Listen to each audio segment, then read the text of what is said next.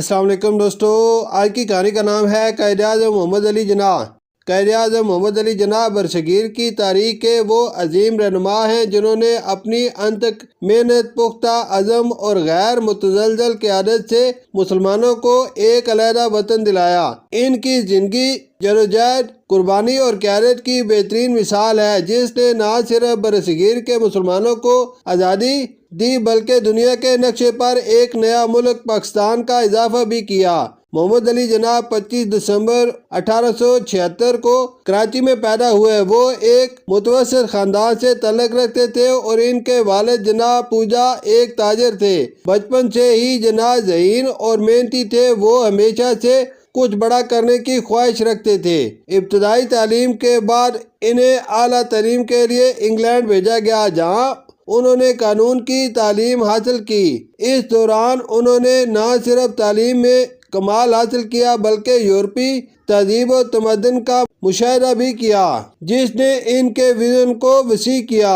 محمد علی جناح کے قانونی کیریئر کی ابتدا ممبئی میں ہوئی، جہاں انہوں نے اپنی صلاحیتوں سے بہت جلد شہرت حاصل کی، لیکن ان کے دل میں اپنے لوگوں کے لیے کچھ کرنے کا جذبہ ہمیشہ موجود رہا۔ وہ سیاست میں داخل ہوئے اور شروع میں کانگریس کا حصہ بنے۔ جناح کو امید تھی کہ وہ ہندو اور مسلمان مل کر ایک قوم بن سکتے ہیں، لیکن وقت کے ساتھ انہوں نے محسوس کیا کہ ہندو قیادت مسلمانوں کے حقوق کا تحفظ کرنے میں ناکام ہو رہی ہے۔ یہ وہ وقت تھا جب آل انڈیا مسلم لیگ کا قیام عمل میں آیا اور جناح نے اپنی پوری توجہ مسلمانوں کے حقوق کے تحفظ پر مرکوز کر دی۔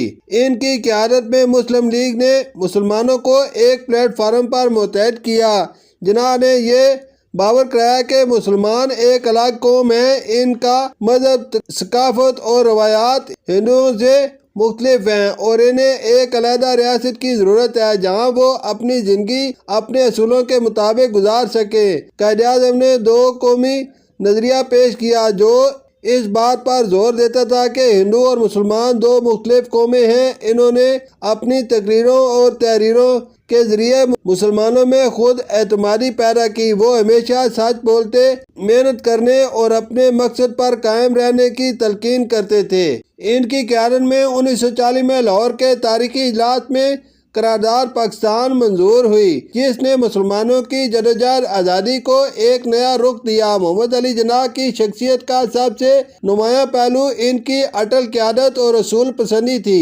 انہوں نے کبھی کسی دباؤ یا لالچ کے تحت اپنے موقف سے پیچھے ہٹنے کا سوچا بھی نہیں۔